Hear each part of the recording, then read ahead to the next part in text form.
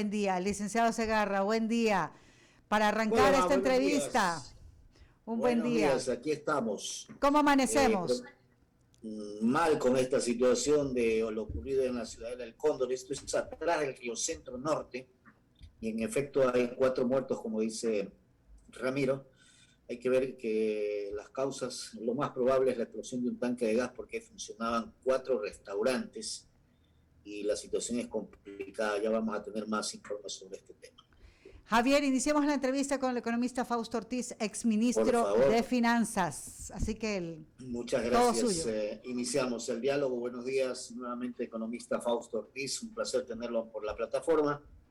Sí quisiéramos saber cuál es la lectura que le podemos dar a este viaje del presidente de la República a China para ir un poco tratando, mejor dicho, de renegociar esa deuda que más o menos son 5.000 millones de dólares y que tuvimos que entregar petróleo para un poco ponerlo en el cargo popular a cambio de. Y lo otro, el fortalecimiento de esta posibilidad de un acuerdo comercial. Con lo primero, quisiéramos saber si es que se puede o no, pues, economista, buscar una mejor renegociación con la deuda que se tiene con el país asiático. Sí, Javier, gracias. Primero quizás entender por qué, cómo arranca la relación con China, el origen de la relación. Hasta antes del año 2008, la deuda de Ecuador con China era apenas 5 millones de dólares. Surge la posibilidad de tener deuda con China porque Ecuador cae en default de alguna forma forzado, o un default autoimpuesto, pero no porque no tenía plata, sino que el gobierno no quiso pagar allá por octubre del 2008, y se cerró el mercado internacional, no había acceso a los mercados de deuda externa y China aparecía por ahí a dar financiamiento. Pero en ese entorno, Ecuador tenía ya más de 150 años de vida republicana, quizás 170, 180 años, en donde nunca Ecuador había pagado una deuda externa que había contratado en tipo de bonos, ¿no? Entonces teníamos un récord de pésimo pagador de deuda externa. Entonces China dice, si quieres que te preste la plata, necesito garantía y quiero la garantía petrolera. Y se le fue la mano al Ecuador y a China al entregar casi que todo nuestro crudo de exportación a cambio de financiamiento. Hasta el año 2016 el financiamiento llegó a representar quizás 10.000 millones de dólares entre financiamiento y preventa. Y en la actualidad la preventa es cero, ya no se debe absolutamente nada por preventa petrolera. Y el saldo de la deuda, el presidente lo dijo en estos días, está como en 4.600 millones de dólares. Y entonces, aprovechando el viaje del presidente a China, que coincidía con los Juegos de Invierno, en donde fueron solamente dos presidentes latinoamericanos, el de Argentina y el ecuatoriano, se armó una agenda para conversar varios temas. Uno de ellos es el de la deuda y el otro que usted manifiesta del acuerdo comercial. Y la deuda lo que se resolvió es volver a conversar y poner sobre la mesa la posibilidad de no repetir el tema de la garantía petrolera y ojalá ampliar y renovar los vencimientos de deuda que ocurren de este año hasta el 2024. ¿Se podrá llegar a un entendimiento con el país asiático sobre ese tema de la deuda o no? Yo creo que sí, yo creo que muy poco es lo que puede lograr en mejoras de propias de una renegociación. Veamos que cuando no se pagó la deuda de los bonos globales el año de la pandemia, el 2020, se logró posponer el pago de 1.300 millones de intereses y pagarlo a 6 años plazo. Se logró un recorte de capital de 14 o 15% y de esa manera se bajó también la tasa de interés del casi el 10% a 0% por un par de años. Ese tipo de ventajas que tuvimos con la deuda externa, que no tiene ningún tipo de garantía, no creo que sea posible con China, que tiene toda la garantía del caso, pero me imagino que logrará, como hizo China ya en la pandemia, decir, no me pagues hoy día, págame después de 6 meses, o amplía un poco el plazo. Y por ahí yo creo que va a venir la solución, reestructurando un poco la deuda. Ojalá algo de ventaja en tasa, plazos y garantía, pero China tiene la sartén por el mango. Claro, pero de alguna u otra manera la visita del presidente sí permite buscar ese aplazamiento o ese mejor entendimiento para pagar esa deuda. Lo vemos así, a lo menos los ecuatorianos, ¿no? Sí, yo recuerdo siempre, alguna vez conversando con analistas internacionales o con la misma gente del Fondo Monetario, cuando uno hacía ese tipo de comentario de la expectativa nuestra, uno dice, oye, pero ubíquese un poquito, o sea, estás negociando con China, ustedes no son China. Quisiéramos lograr muchas cosas, pero si tú le debes a alguien y el otro tiene la garantía de tu casa por una deuda pequeñita, entonces uno dice, ¿dónde está la relación de fuerza? Y si adicionalmente al que tú le debes es el bacán del barrio, es como difícil entrar a negociar. Ojalá el gobierno logre una buena negociación y eso sería de las cosas que el gobierno ha venido sorprendiéndonos, ¿no? Nos sorprendió con la vacunación, nos sorprendió con la aprobación de la ley tributaria sin tener los votos. Y entonces, ojalá también nos vuelva a sorprender con una buena negociación con China, que también es quizás más difícil que la misma aprobación en la Asamblea de la última ley tributaria. De mi parte, muchas gracias, economista. En el panel siguen con la entrevista. Sí, economista Ortiz, buen día, Verónica Landeta le saluda. Me gustaría, por ejemplo, que analicemos un poquito más el tema de cómo desvincular el petróleo como garantía en una renegociación de una deuda externa, por ejemplo, caso China, que lo ha propuesto el presidente Guillermo Lasso. ¿Cómo le garantizamos si queremos desvincular ahora, por ejemplo, un precio de petróleo que, según los expertos, llegarían hasta por ahora por encima de los $100 para el crudo nuestro que lo posicionamos en los mercados internacionales?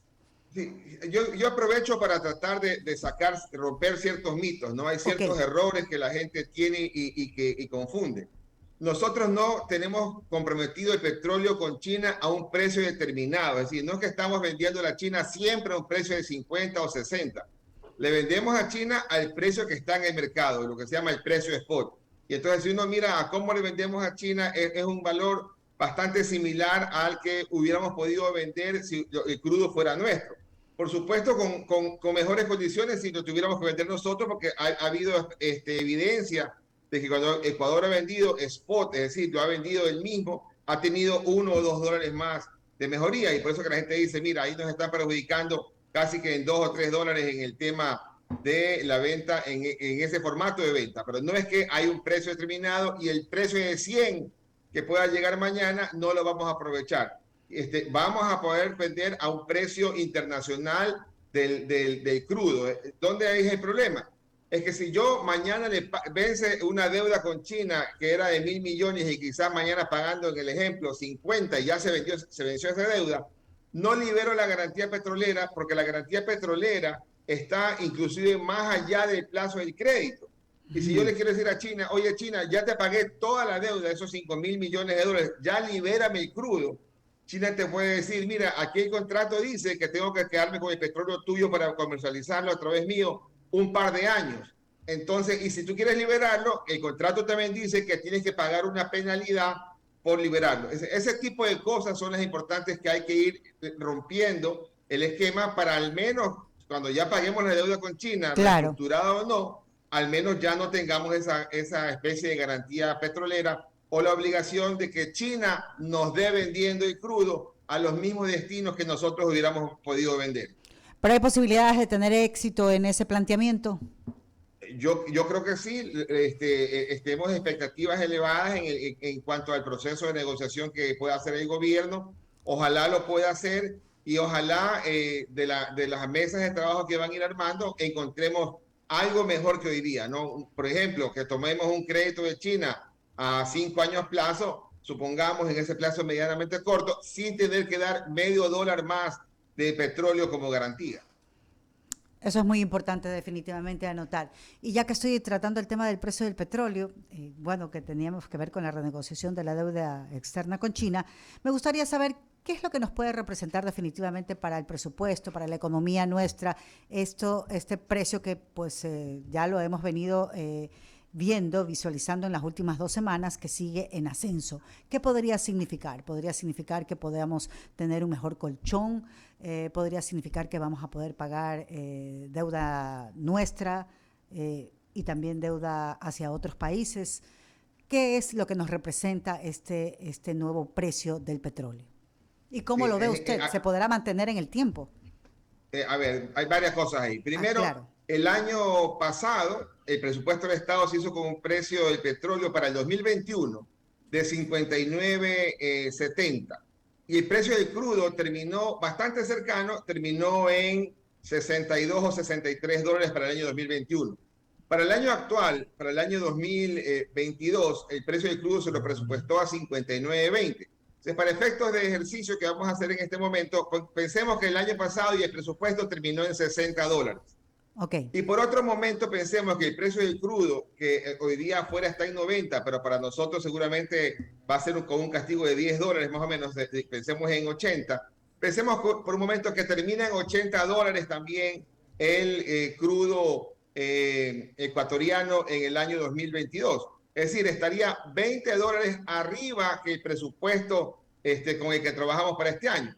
Y cuando hablamos de 20 dólares, estamos hablando de que cada dólar que sube el petróleo le da 80 millones de dólares al presupuesto del Estado. Entonces, si decimos que podía subir 20 dólares más a 80 millones por dólar, entonces estamos hablando que podría darle 1.600 millones de dólares a Petroecuador. Y de ahí, Petroecuador puede decir, mira, yo tenía que hacer unas inversiones y el arreglo del SOTE que se me dañó y estos pocitos que tengo que arreglar, voy a utilizar 300 millones de dólares. Y mira que tengo que pagar estas deudas que tengo viejas, que no he podido pagar y me están molestando, voy a utilizar unos 200 millones más. Pensemos que al presupuesto del Estado le van a llegar unos 800 o 900 millones adicionales de lo que llegó el año pasado. Es decir, estaremos recibiendo algo así, en vez de 1.800 millones, estaremos recibiendo algo así como 2.700.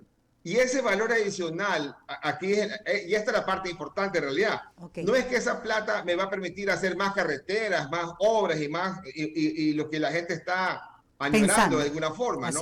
Lo que te va a permitir es no tener que ir a buscar más deuda, porque el petróleo lo que te hace es bajar el déficit fiscal.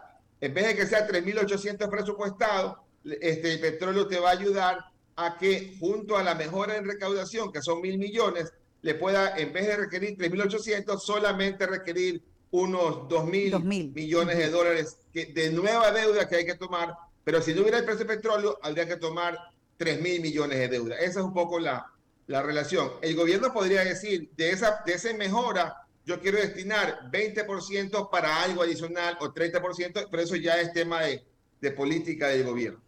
Así es. Continúa Lucía Jaramillo la entrevista. Claro que sí. ¿Cómo le va, Fausto? Hay un tuit que usted puso y me parece interesante que lo explique también a quienes nos están escuchando. Dice que los impuestos recibidos en presupuesto del Estado por enero del 2022 sean mayor que el 2021. Le suena normal, pero que no cuadra que sea menor que el 2020 y el 2019, es decir, los años anteriores, y menos que la causa sea el IVA local. La hipótesis que usted menciona dice, causados por reforma legal que mantiene IVA en GATS para no rogar por sus recursos. Cuéntanos un poquito acerca de este tuit. Sí, eso tiene que haber sido puesto el 1 de febrero, más o menos, ¿no? Ya estamos 10 días después.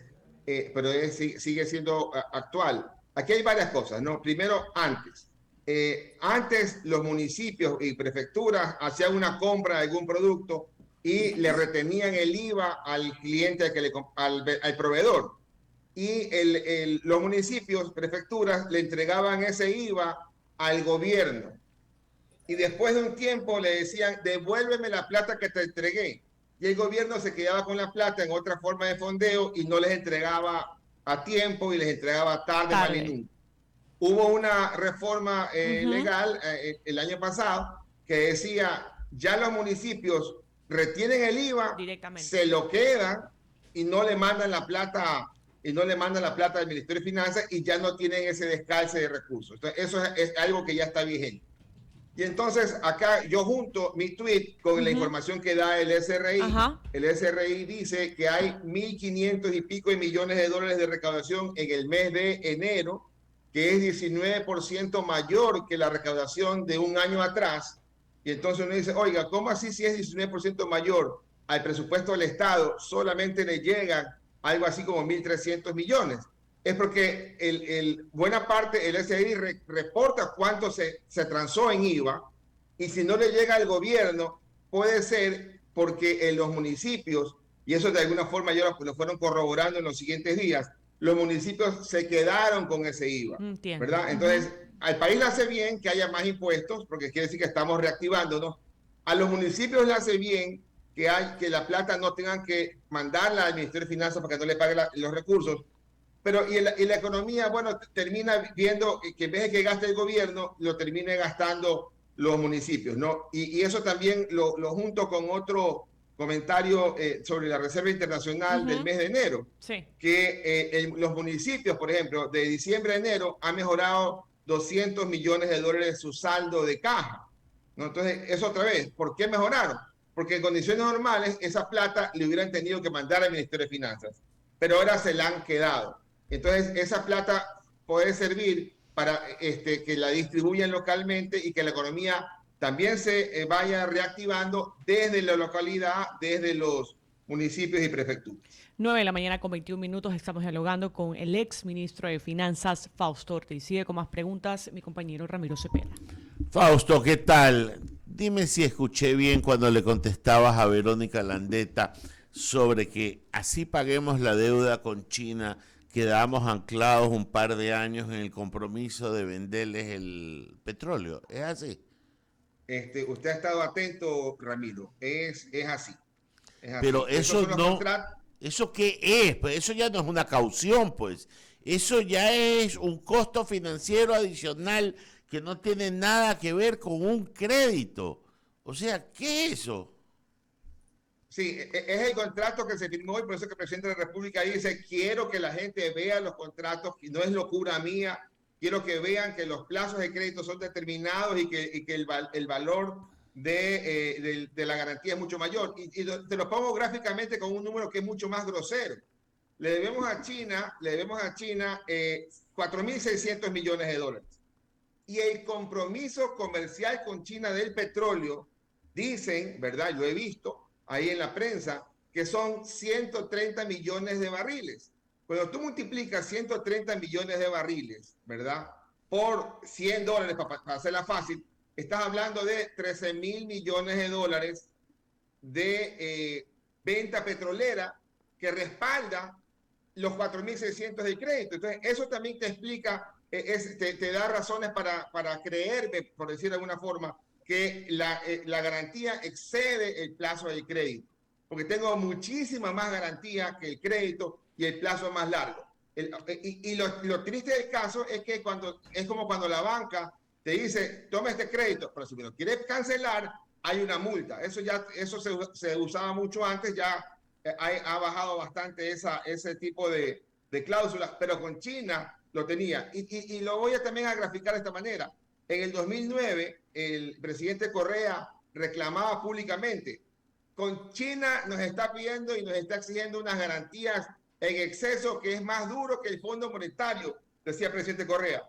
Ya mismo suspendo esa relación con China y crédito y me regreso al Fondo Monetario. Al final del día, por supuesto, el Fondo Monetario tenía la puerta cerrada, los mercados tenían la puerta cerrada y no le tocó otra que aceptar esas condiciones bastante malas en el tema del financiamiento. ¿Qué sucedería si a alguien se le ocurre aquí en el sistema financiero fideicomisarle a un cliente que le debe plata los arriendos y resulta que después de que le paga el crédito le sigue cobrando todavía por 2 años más? O sea, eso es un despropósito. Eso no tiene presentación, Fausto. Eso es evidentemente un abuso de poder del mercado. No quiero hablar de otra cosa.